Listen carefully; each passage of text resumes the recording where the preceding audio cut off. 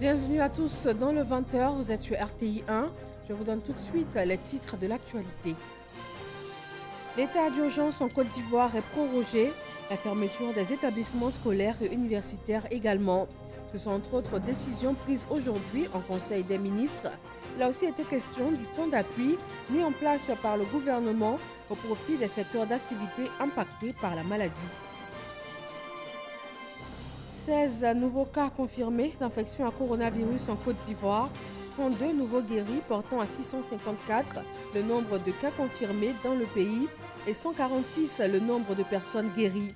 On compte toujours 6 décès.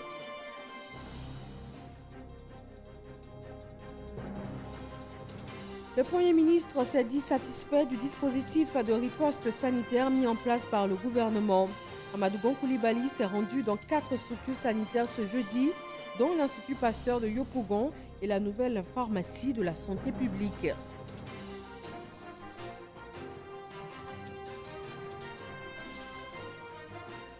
Cette crise sanitaire du coronavirus a un fort impact sur les économies africaines. Le G20 vient de conclure un moratoire sur la dette de 76 pays, dont la Côte d'Ivoire. Merci de nous suivre ce soir encore sur RTI 1. La maladie à coronavirus, nous en ferons le point en Côte d'Ivoire et dans le monde à ce jour.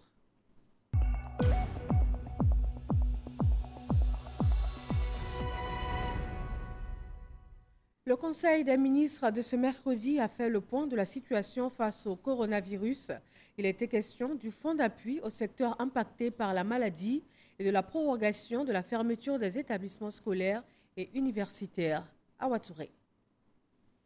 Le Conseil des ministres, ce mercredi 15 avril, présidé par le chef de l'État, le président de la République Alassane Ouattara, a décidé de la prorogation de la fermeture des établissements scolaires et universitaires et de l'état d'urgence.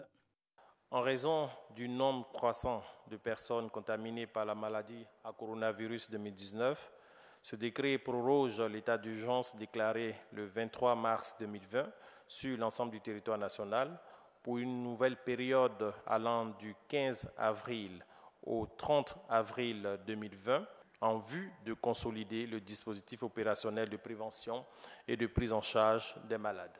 Au titre du ministère de l'Éducation nationale, de l'enseignement technique et de la formation professionnelle, le Conseil a décidé de proroger la fermeture des établissements d'enseignement préscolaire, primaire, secondaire, technique et supérieur décidé le 16 mars 2020 pour une période allant du 17 avril au 17 mai 2020. La création également de 4 fonds pour soutenir les secteurs impactés par le coronavirus.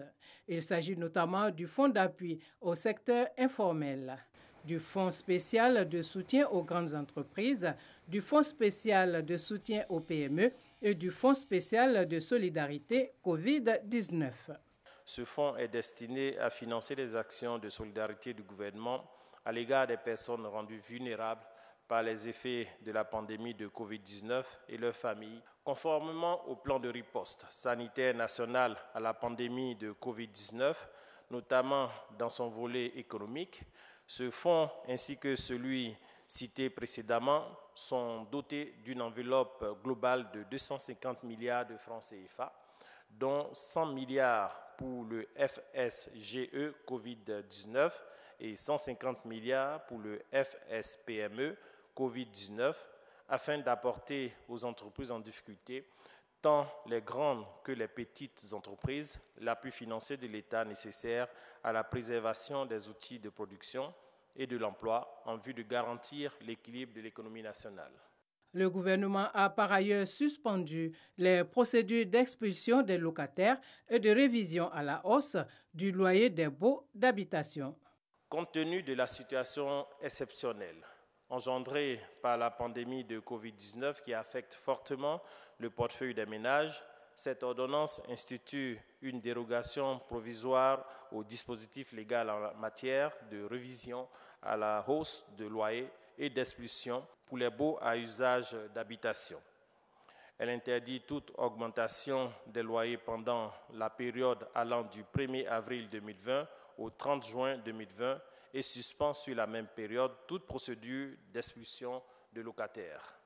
Le plan national de riposte sanitaire à la pandémie de COVID-19 prévoit pour le secteur agricole un appui financier de 250 milliards de francs CFA aux filières des produits d'exportation et 50 milliards pour soutenir le secteur vivrier, dont 20 milliards de francs CFA pour les intrants.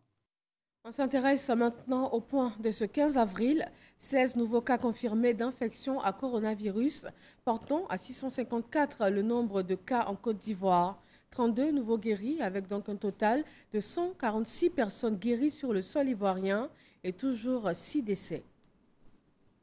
Le ministère de la Santé et de l'Hygiène publique a enregistré ce mercredi 15 avril 2020 16 nouveaux cas de Covid-19 sur 238 échantillons prélevés et 32 nouveaux guéris.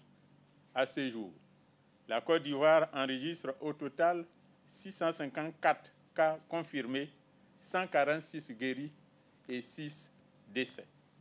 Le ministère de la Santé est à pied d'œuvre et mène régulièrement de nombreuses actions dans le but d'assurer la détection et la prise en charge efficace des cas confirmés de Covid-19 à l'effet de rompre la chaîne de transmission. Nous constatons ces derniers jours une augmentation du nombre de guéris et nous espérons que cela va se poursuivre afin d'inverser les tendances.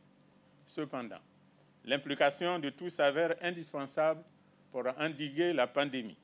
Nous insistons donc sur le respect des mesures barrières, la réduction de nos déplacements le plus possible et le port de masque lors de nos différentes sorties pour freiner la propagation du virus. Aussi, est-il important de rappeler que le confinement obligatoire des personnes fragiles est une nécessité du fait de leur vulnérabilité. Il s'agit des personnes âgées et celles souffrant de maladies chroniques.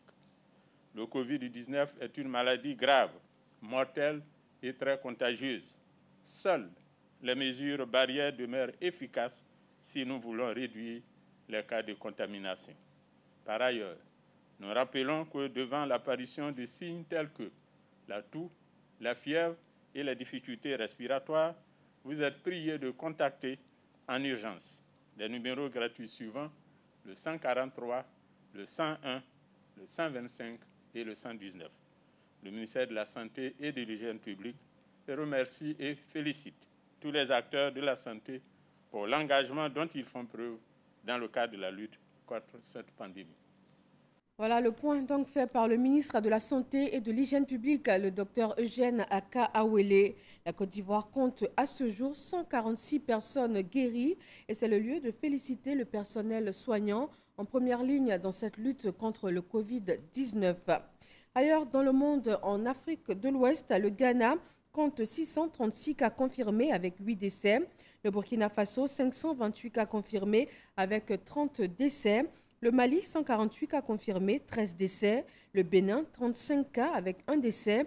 Le Nigeria, 373 cas avec 11 décès. Dans le monde, en Afrique, en tout, 16 060 cas confirmés. En Europe, plus de 1 million de cas confirmés. Au total, 2 23 663 cas confirmés, 132 276 décès à travers le monde entier. Le Premier ministre ivoirien se dit satisfait du dispositif de riposte sanitaire mis en place par le gouvernement. C'est ce qui ressort de la visite de 4 structures sanitaires ce jeudi par Amadou Gon Coulibaly. De l'Institut Pasteur à Yopougon, au centre de dépistage de Cocody-Saint-Jean, en passant par le service de maladies infectieuses et tropicales et la nouvelle pharmacie de la santé publique. Amadou Gon Coulibaly a pu constater tout le travail abattu pour une meilleure prise en charge des malades du Covid-19 et nous y reviendrons. Point sécuritaire du mercredi 15 avril, 10 personnes interpellées hier nuit en violation du couvre-feu, ce qui porte à un total de 753 le nombre d'interpellations depuis 23 jours de crise, 86 à Abidjan et 667 à l'intérieur du pays. Le point presse quotidien du gouvernement avec Franck Quadio. Mardi 15 avril, point sécuritaire et sanitaire quotidien. Le porte-parole de la police nationale, le commissaire Bleu Charlemagne, met l'accent sur les cas de violation du couvre-feu de la veille. Interpellé 10 pour violation de couvre-feu. 0 à Abidjan, 10 à l'intérieur du pays. Personnes assistées dans le cadre de nos actions civilo-militaires, 22. 14 à Abidjan, 8 à l'intérieur du pays. Notamment 13 pour urgence sanitaire, 0,9 pour assistance à entreprises dont les activités contribuent à la continuité du service public et dépannage donc de véhicules. Engins, 5. 0 Abidjan, 5 motos à l'intérieur du pays. Au niveau des corps enlevés, 5 au total, Abidjan 4, Yopougon, Williamsville et Port-Boué, déposés dans les différentes morgues. Et puis à l'intérieur, c'est à Dembocro qu'un corps a été enlevé à domicile pour la morgue du CHR. Toutes ces morts sont des morts naturelles, ce qui nous donne un total global au 23e jour de la mise en œuvre du couvre-feu. Interpellés 753, Abidjan 86, intérieur 667. Au niveau des personnes assistées, 274, Abidjan 202, intérieur 72. Les engins, 273, Abidjan 94, intérieur 179. Au niveau des corps enlevés, 48, Abidjan 43 et intérieur 0,5. Un redressement du pic sécuritaire depuis quelques jours et cela s'explique. À l'analyse, nous constatons tous que la stagnation de nos statistiques au niveau des interpellés depuis une semaine exprime clairement l'amorce du respect des mesures sécuritaires par nos compatriotes. Nous félicitons, au nom donc de toutes ces autorités citées, nos compatriotes, parce qu'ils laissent le temps, de par leur état de discipline, donc laissent le temps à nos forces de faire de plus en plus obstacle aux velléités de tout genre, notamment celle dont la tentative a été enrayée cette nuit par les hommes du district de police de Cocody, donc notamment à Angré, au niveau du 22e. Il s'agit d'une bande armée de 5 individus qui, profitant du couvre-feu, se sont introduits par escalade de la clôture dans une habitation non loin du terminus 81-82. Mis aux arrêts, ils iront répondre de leurs actes. Dans le cadre du dispositif sanitaire, l'importance des mesures barrières est rappelée, au nombre desquelles la nécessité du port du cache-nez et son accessibilité à tous. Depuis le début de la crise, le gouvernement a acquis par lui-même, par des dons, des masques et on essaie de mettre à disposition en priorisant pour le moment, n'ayant pas la quantité suffisante pour donner à toute la population, en priorisant les personnes à risque que constituent le personnel de santé et les forces de sécurité et de défense. Néanmoins, le gouvernement a préconisé que localement, il y ait une production de masques. Le respect des dites recommandations est exigé à tous pour mieux redresser la barre tant au niveau sécuritaire que sanitaire. Une autre mesure désormais obligatoire en Côte d'Ivoire, le port du cache-nez. Mais qu'en est-il de son application effective sur le terrain, notamment dans les quartiers, les transports en commun ou encore sur les places de marché? Le reportage de Franck Quadio. Ici, c'est Adjamé Liberté et nous sommes en pleine crise du coronavirus. Toutefois, ce sont les mêmes scènes de cohue des jours habituels et perdues au milieu du vacarme des vendeuses de cache-nez. Maintenant, ça ne marche pas comme avant. C'est pas grave. Et pourtant, on dit que les gens n'ont pas pour se cacher. Il y a des gens qui négligent, il y a des gens qui payent. À 5 Non loin, des apprentis de minicar élant les passagers. Des vendeurs de friperies vantant leurs marchandises. Une ambiance à bon enfant. Certains ne sont même pas imprégnés de la menace que représente le coronavirus. Il n'est pas encore fait pour moi acheter parce que ce que j'allais parler, je pensais que c'est musulman. Moi, je vois que ce n'est pas musulman. Il a été fait pour moi aujourd'hui. Des réactions qui désolent ce passager. vois que les gars ne respectent même pas le port de cache-nez. D'habitude, quand je suis dans mon quartier, je viens mon cache-nez, déjà, on se moque un peu de moi. On me voit un peu une personne qui est ridicule. Il a de bons exemples. Ce conducteur dit prêcher en faveur de la sécurité de ceux qui empruntent son véhicule. Ceux qui montent, je leur conseille toujours d'acheter les cache-nez parce que c'est important. Tu sauves toi-même ta vie et puis ton voisin aussi. À Tekoubé, une autre commune, dans ce marché, peu de cache-nez. Les habituelles querelles de commerçantes et de collecteurs de tickets bien visibles et des positions tranchées. Cette vendeuse, par exemple, ignorait que le lavage des mains, ce n'est pas seulement qu'une affaire de gel hydroalcoolique. Nous, on ne savait pas que c'était obligé, on peut pas autre savon. Nous, on nous montre à la télé qu'on doit avoir gel ou bien savon. Mais si nous disions que même Carabou, même Momo, on peut ajouter 25 pour utiliser. Mais puisqu'on n'a pas montré ça, c'est ce qu'on nous montre là, c'est ça qu'on voit. À Tekoubé, mais aussi à Bobo, chacun y va de son prétexte pour éviter ou minimiser tout recours au cache-nez. Ça me fatigue, en fait. Vous aimez tout simplement. On dit, lorsque tu as la maladie, que tu vas dans un lieu public, accueillir te protéger et éviter que ça contamine les autres. Mais nous, on n'est pas en paix. On ne peut pas contaminer quelqu'un. Un truc comme ça, quelque chose on vendait à 100 francs ou 200, c'est passé à 1000 francs, 1500, 2000. Ça ne nous arrange pas. De la négligence, voire de l'indiscipline, alors que la pandémie est plus que présente à Abidjan et ailleurs, le gouvernement a même rendu obligatoire, et cela depuis le 9 avril, le port du cache-nez dans le Grand Abidjan. Et cela a depuis brisé certaines incompréhensions. On hésite là-bas, mettez là, le maladie là va rentrer dans ton bouche, ça va rentrer dans ton ventre, tu vas tomber malade. Moi qui ai 3 femmes comme ça là, tout mon ventre il porte. Mais il y a encore des préoccupations. Il faut encore travailler sur la communication. Il faut leur expliquer, il faut qu'il y ait des campagnes pour dire, comment on appelle ça, l'importance de cache-nez. Ils veulent vraiment que la population se protège contre cette pandémie.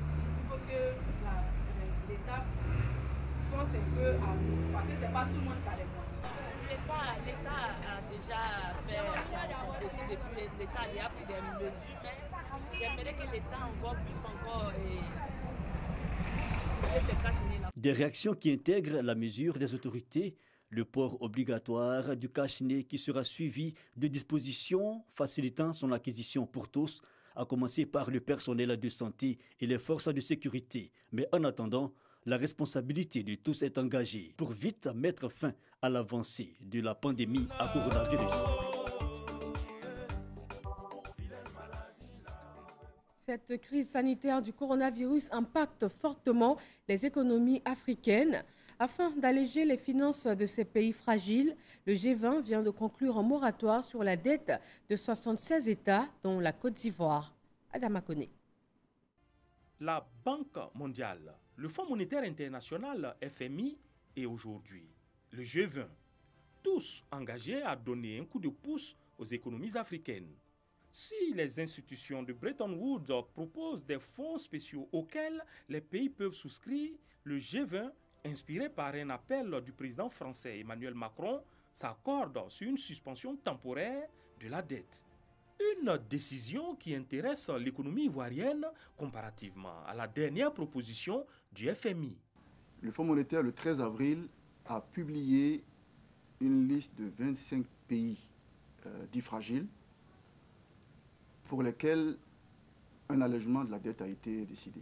Et au nombre de ces 25 pays ne figure pas la Côte d'Ivoire. D'un autre côté, le président Macron a fait une proposition. Cette proposition a été soumise au G7. Le G7 a opté pour un moratoire, donc un report d'échéance de la dette du pays. Le critère qui a été indiqué pour bénéficier de ces reports d'échéance-là, c'est que le pays soit éligible au financement concessionnel de la Banque mondiale. Et comme la Côte d'Ivoire est éligible au financement concessionnel de la Banque mondiale, on peut par déduction dire que la Côte d'Ivoire est concernée. Donc par cette deuxième phase, des mesures d'allègement qui a été annoncée. Le président Macron voulait une annulation massive de la dette africaine il a obtenu ce mercredi un moratoire des créanciers publics bilatéraux. Quel pourrait être le niveau de la dette ivoirienne impactée par cette disposition? Tout va dépendre du périmètre de la dette concernée. Vous savez, on a ce qu'on appelle la dette multilatérale, c'est la dette qui est due aux institutions telles que la BAD, le Fonds monétaire, la Banque mondiale. Il y a ce qu'on appelle la dette due aux bailleurs bilatéraux, comme la France, l'Allemagne, qui sont en général d'autres États. Et puis, il y a la dette commerciale, qui, elle, est due à des bailleurs privés. Selon que toute la dette va être concernée, le montant va diverger. Ensuite, selon qu'on ne s'intéresse qu'au principal de la dette, ou qu'on s'intéresse au principal et aux intérêts de la dette, les montants vont varier. Tout compte fait, le pays qui a défini un plan de riposte économique et sociale de 1700 milliards de francs CFA espère tirer le maximum d'avantages de ce report du service de la dette. Un report d'échéance de dette, c'est autant de ressources qu'on va économiser. C'est autant d'espace budgétaire que l'État va générer et autant de ressources que l'État va affecter au financement de son plan de soutien économique. C'est également autant de ressources qui pourraient venir atténuer l'effet des baisses de recettes qu'on pourrait enregistrer on va dire dans la suite des temps. La crise de la maladie à coronavirus Covid-19 impose au continent africain sa première récession après 25 années d'embellie économique. Le moratoire du G20 vient comme une bouffée d'oxygène financière pour les économies africaines, dont la dette publique est passée de 38% du produit intérieur brut à plus de 56% entre 2008 et 2018. Et nous revenons maintenant sur cette visite du Premier ministre dans 4 structures sanitaires ce jeudi qui sont principalement en charge de la lutte contre le coronavirus. Herman Guivet.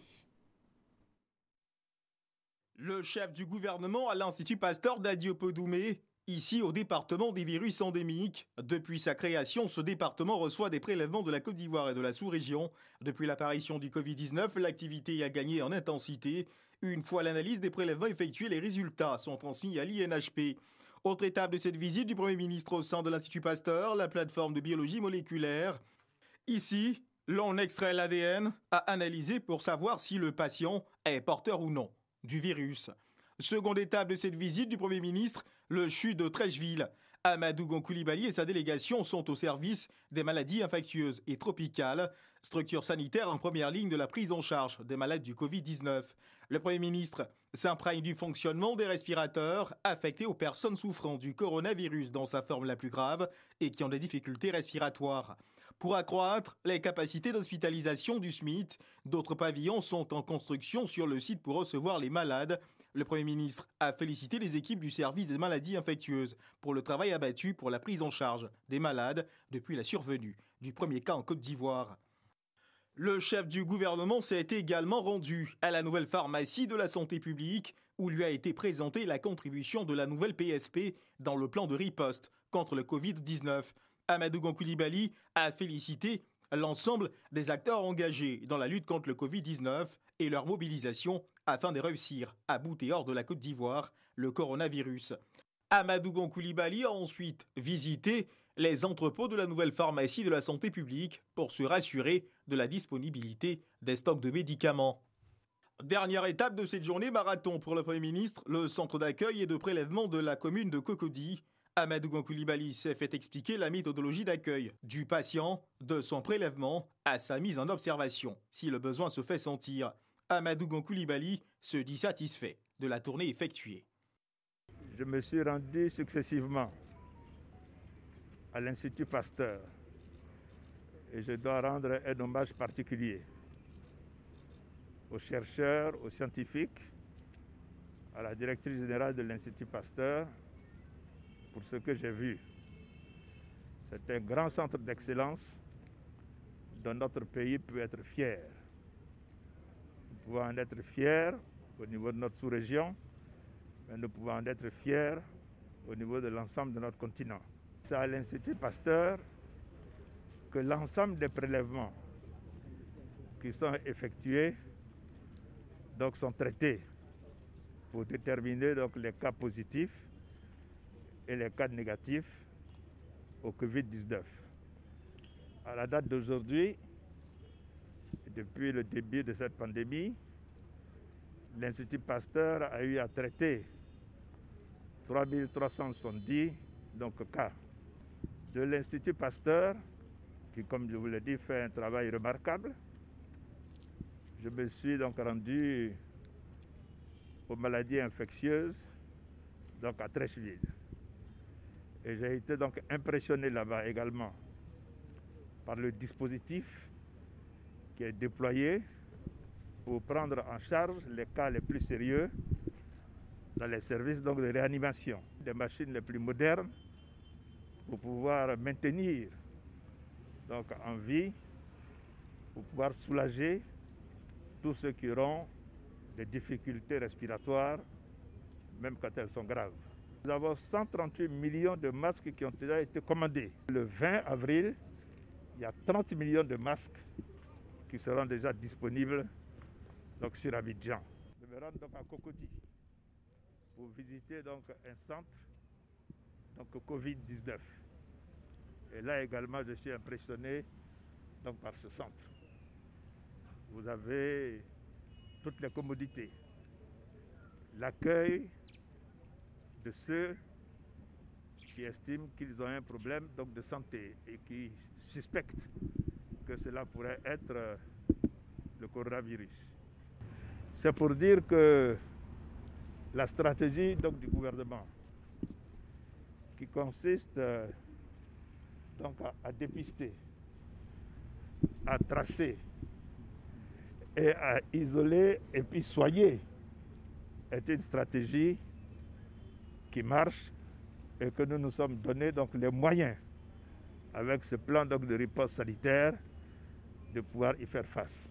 Le chef du gouvernement rassure les populations. Les infrastructures existent pour faire face à la maladie à coronavirus. Il appelle cependant les populations au strict respect des mesures barrières.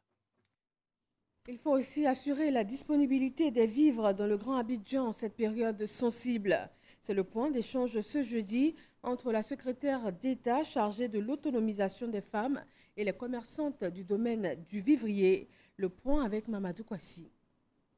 Le Covid-19 bat actuellement son plein sur le Grand Abidjan. Et malgré ce fait, l'approvisionnement des marchés s'impose aujourd'hui. Mais que de difficultés rencontrées par ces femmes de ces marchés de vivriers. Avec les heures du couvre-feu, ce qui fait que les produits, lorsqu'ils viennent, ils ne peuvent pas rentrer tard à Abidjan. Ils sont obligés de dormir en route et revenir le matin sur Abidjan.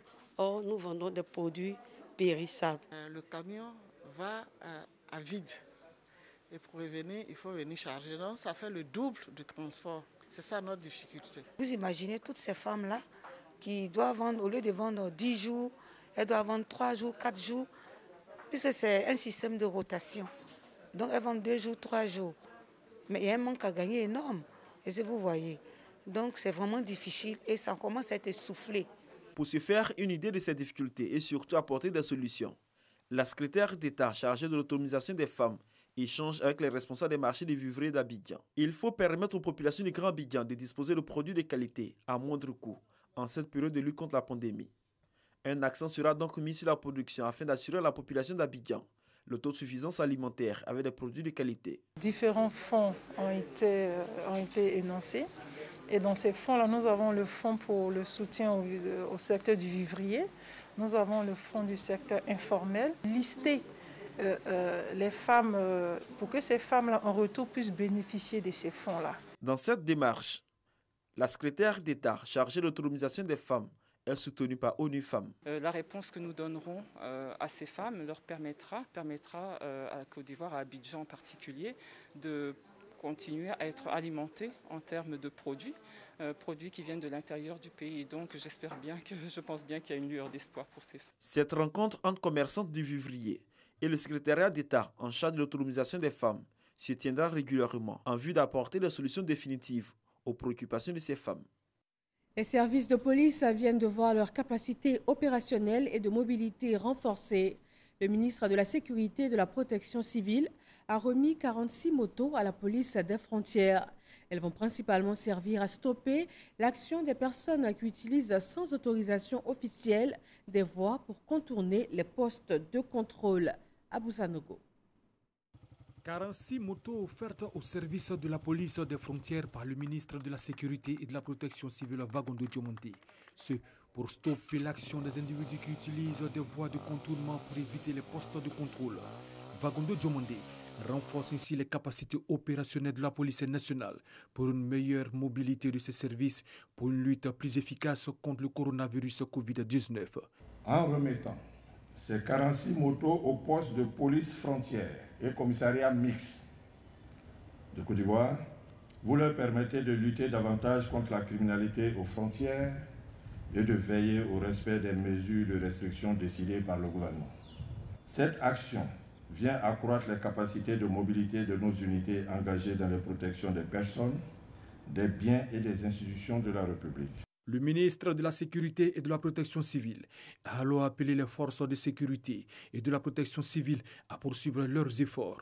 Des moyens matériels conséquents seront, selon lui, dégagés afin de leur permettre de remplir leur mission dans la lutte contre la pandémie du coronavirus Covid-19.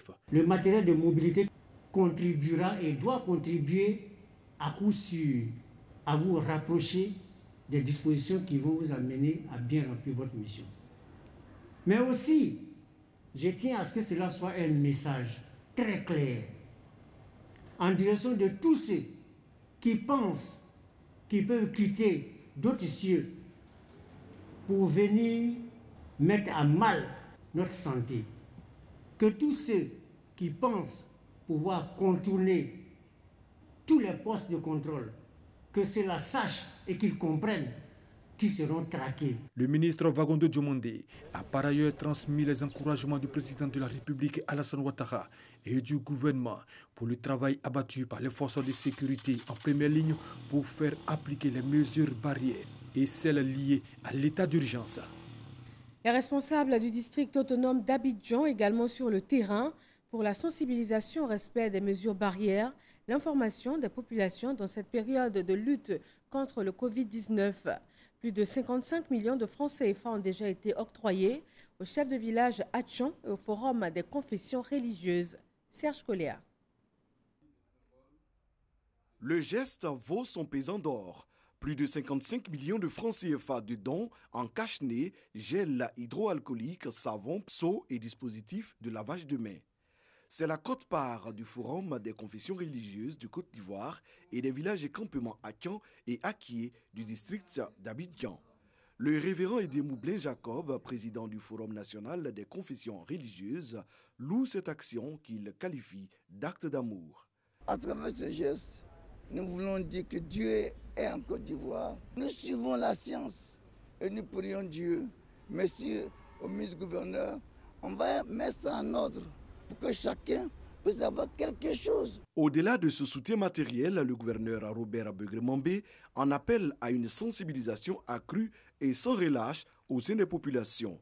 Le président honoraire du collectif des chefs traditionnels Akan et Akié, le conseiller économique et social Léon Oga, salue cet élan de solidarité. Nous prenons l'engagement de faire parvenir ces dons-là à leurs bénéficiaires et prenons l'engagement de les sensibiliser plus que par le passé. Parce que nous constatons qu'il y a des laissés-aller, mais je crois que c'est une minorité. Mais la grande majorité, les gens ont compris, vous allez aller dans les villages, vous verrez que tout le monde porte les masques. Tout le monde. Même pour aller à la pêche, même pour aller au champ. Et il faut souligner que le district autonome d'Abidjan a mobilisé plus de 700 millions de francs CFA pour la lutte contre le Covid-19. Une part importante est accordée dans ce plan au volet social et à la prévention. Les 13 chefs de canton de la région de Gbeke se sont retrouvés au siège du royaume baoulé à Sakassou. Une rencontre pour une implication totale de ces chefs de canton dans la sensibilisation du Covid-19. L'association des élus et cadres pour le développement du Grand Centre a également pris part à cette rencontre et les 13 cantons ont reçu des vivres et non-vivres. Le reportage de Soro Corona. salle du palais des justices traditionnelles au siège du royaume baoulé à Sakassou. Les 13 chefs cantons de la région du Béké sont en conclave. Ils sont réunis pour une action conjuguée contre la progression du Covid-19 en Côte d'Ivoire. Après un tour de table, les garants des us et coutumes s'engagent à une implication plus accrue dans la sensibilisation sur les mesures barrières du coronavirus. Pour ce conclave, les 13 chefs cantons de la région du Béké avaient à leur côté un émissaire de l'association des élus et cadres pour le développement du Grand Centre. Lui, à Benoît, a salué la mise en veilleuse de la célébration du Pakinou en pays baoulé avant d'exhorter les chefs cantons à être des relais du gouvernement dans la sensibilisation. Nous sommes venus au nom donc de notre président, le ministre Amédée Kouakou, pour soutenir le pays baoulé. Nous voulons donc remercier les parents d'avoir donc respecté les consignes édictées par le gouvernement du Premier ministre Amadou Gon Coulibaly en ne venant pas à Pakinou. Tout le monde sait ce que Pakinou représente pour le pays baoulé. Au nom donc du ministre Amédée Kouakou, nous voulons donc les exhorter à continuer cela jusqu'à ce que cette pandémie disparaisse de la Côte d'Ivoire. Pour les chefs cantons, tout le monde doit être mobilisé pour une rapide victoire sur l'ennemi invisible qui est le Covid-19. Nous allons dire à la population de respecter toutes les mesures possibles. Et c'est pourquoi nous sommes là. Nous allons véhiculer le langage, le message un peu partout. L'association des élus et cadres pour le développement du Grand Centre a apporté un soutien aux chefs des cantons en cette période difficile. Plusieurs tonnes de riz, des cartons de gel hydroalcoolique ont été distribués. Le comité de lutte contre les épidémies et urgences sanitaires du département de Tout-le-Pleu, ville de l'Ouest ivoirien, s'active en cette période. Présence dans les établissements sanitaires, sensibilisation communautaire font entre autres partie du plan d'action pour contrer le coronavirus. F. Boué. Le comité départemental de lutte contre les épidémies et autres urgences sanitaires de Tout-le-Pleu en guerre contre la propagation du nouveau coronavirus. Visite des structures sanitaires du département. Objectif, faire le point de l'existant et des besoins urgents en cette période de crise sanitaire. Nous ne disposons pas de beaucoup de moyens de locomotion. Surtout que le département de Tout-le-Pleu ne fait pas partie des départements de prise en charge. Il faut évacuer les patients au niveau des Mans. La question des rumeurs en cette période charnière préoccupe aussi le corps médical. L'une des rumeurs clés, c'est que les agents de santé vont inoculer le virus pendant la vaccination. Pour y remédier, la sensibilisation des populations est de mise. Chefs de village, chefs de quartier, leaders religieux sont entretenus, entre autres, sur les mesures barrières, les consignes gouvernementales et la gestion des rumeurs. Ils promettent bien relayer les informations au sein de leurs communautés respectives. Le maire, pour sa part, attire l'attention sur l'insuffisance des kits sanitaires pour l'application des mesures barrières. Ce qui manque, ce sont les kits. Il faut les kits sanitaires. Une chose est d'expliquer le lavage des mains aux parents, mais une chose, c'est de leur fournir aussi tout ce qu'il faut. Nous avons, pour la ville, nous avons fait ce que nous pouvons. Les forces de l'ordre, quant à elles, veillent au grain nuit et jour pour le suivi des consignes gouvernementales. Chaque jour, nous sommes dehors pour sensibiliser les populations et toutes les nuits, nous sommes également dehors pour les patrouilles de sécurisation ordinaire, pour faire respecter les mesures de couvre-feu. Le préfet de Tout-le-Pleu recommande aux uns et aux autres de redoubler d'ardeur dans la lutte contre la propagation du virus. À noter que le département de Tout-le-Pleu a déjà enregistré un cas confirmé de Covid-19. Depuis le 22 avril, les frontières terrestres, aériennes et maritimes de la Côte d'Ivoire sont fermées. Pour s'assurer de l'application effective de cette mesure, le directeur régional des douanes d'Abengourou s'est rendu aux différentes frontières est de la Côte d'Ivoire avec le Ghana. Le point avec Herman Niamia.